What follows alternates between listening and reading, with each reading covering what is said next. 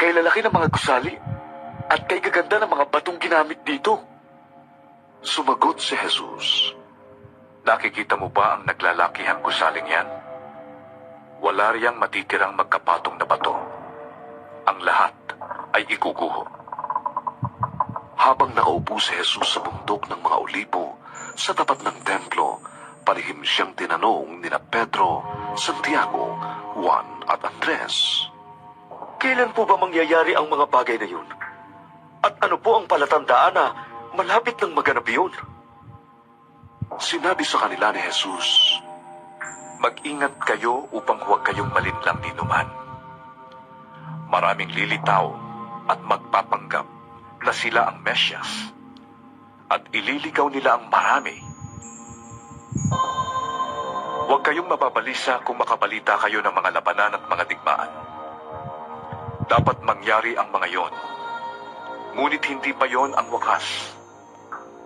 Makikipagdigma ang mga bansa sa kapwa-bansa, at ang mga kaharian sa kapwa-kaharian. Lilindol sa iba't ibang dako at magkakaroon ng taggutom. Ang mga ito'y pasimula pa lamang ng paghihirap, na tulad ng nararanasan ng isang nanganganak. Mag-ingat kayo, sapagkat kayo'y isasakdal sa mga hukuman at hahagupitin sa mga sinagoga. Dahil sa akin, ihaharap kayo sa mga gobernador at mga hari upang kayo'y magpatotoo sa harapan nila. Dapat munang maipangaral sa lahat ng bansa ang magandang balita bago dumating ang wakas. Kapag kayo'y dinakip na nila at iniharap sa paglilitis, huwag kayong mababahala tungkol sa sasabihin ninyo. Sa oras na yon, sabihin ninyo ang dapat ninyong sabihin, sapagkat hindi kayo ang magsasalita, kundi ang Espiritu Santo na siyang magtuturo kung ano ang sasabihin ninyo. Ipapahamak ng kapatid ang kanyang kapatid upang ipapatay. Gayon din ang gagawin ng ama sa kanyang anak. Lalabanan ng mga anak ang kanilang mga magulang at ipapapatay. Kapupuotan kayo ng lahat dahil sa pagsunod ninyo sa akin. Ngunit ang manatiling tapat hanggang wakas ay maliligtas.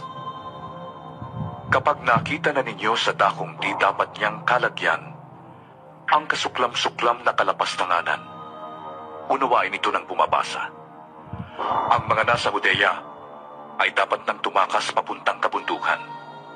Ang nasa bubungan ay huwag nang mag-abalang pumasok sa bahay upang kumuha ng anuman.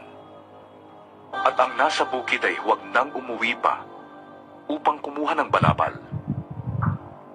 Sa mga araw na yon, kawawa ang mga nagdadalang tao at ang mga nagpapasuso.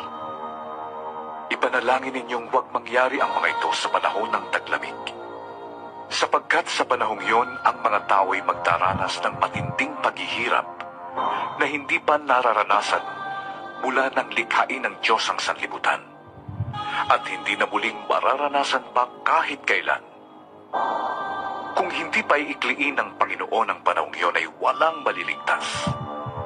Ngunit alang-alang sa kanyang mga pinili, paiikliin niya yon.